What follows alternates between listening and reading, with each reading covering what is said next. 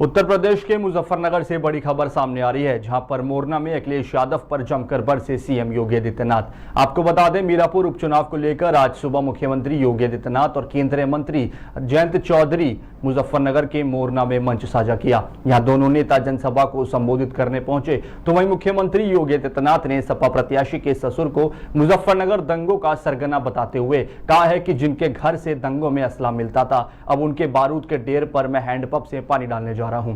वहीं मुख्यमंत्री योगी आदित्यनाथ ने मंच से भाषण देते हुए कहा कि पहले नारा था, जिस गाड़ी पर समाजवादी पार्टी का झंडा उसमें बैठा गुंडा। अब हाल यह है कि जिसने दिखाई सफाई वहां बेटी घबराई। देखिए मुजफ्फरनगर से हमारे सहयोगी की एक खास न्यूज। समाजवादी पार्टी है और इनके प्रत्याशी मुजफ्फरनगर दंगे का सरगना भी तो है। बहनों और भाइयों, हथियारों का जखीरा बरामद हुआ था और याद करिए, तब समाजवादी पार्टी की सरकार के मुखिया और आज के समाजवादी पार्टी के भी मुखिया उन दंगाइयों को अपने सरकारी आवास पे बुला करके सम्मानित कर रहे थे। बहनों और भाइयों, आपने देखा होगा, ये पश्चिमी उत्तर प्रदेश, जहां का हमारा अन्नदाता किसान अपने खून और पसीने से धरती माता में सोने उगलाने का काम करता है, अपनी मेहनत से, अपनी पुरुषार्थ से पूरी धरती में फसलें लहलाती भी दिखाई देती हैं, तो सोने जैसा एक महक देती है। और बहनों और भाइयों, इस पश्चिमी उत्तर प्रदेश को समाजवादी पार्टी की सरकार कहां लेके चली गई थी?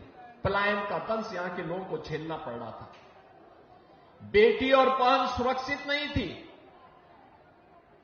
किसान परेशान था, नौजवान पलायन करने के लिए मजबूर था,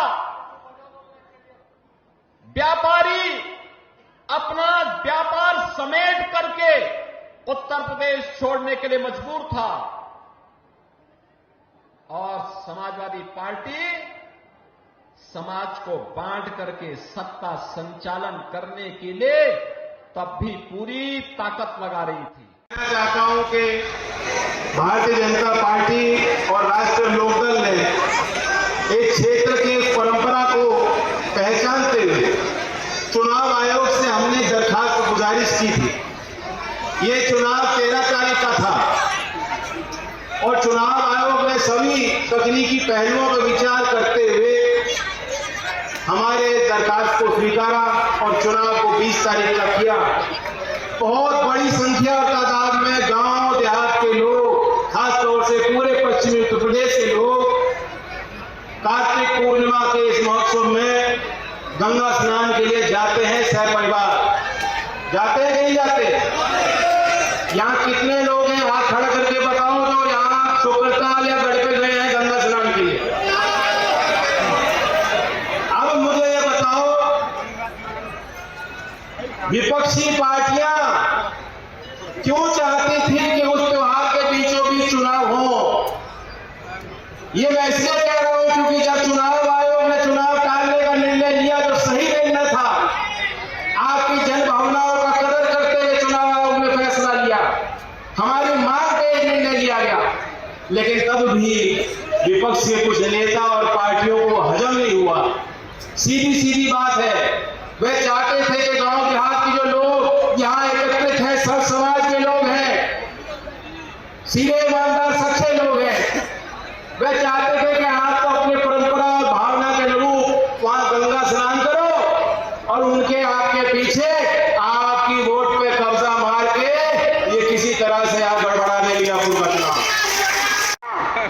भाई आपने सबको 5 साल का मौका दिया है। आपकी इस बहन का 2.5 साल और है। 2.5 साल आपने पहले कराया था और ये 2.5 साल भी आपको पूरे कराने हैं। कराओगे ना? चाहे का बटन दबाओगे? चाहे का बटन दबाओगे? भैया मैं आप सबकी सेवा करना चाहती हूँ, आप सबके बीच में रहना चाहती हूँ। आप मुझे अपनी सेवा का मौका दोगे ना?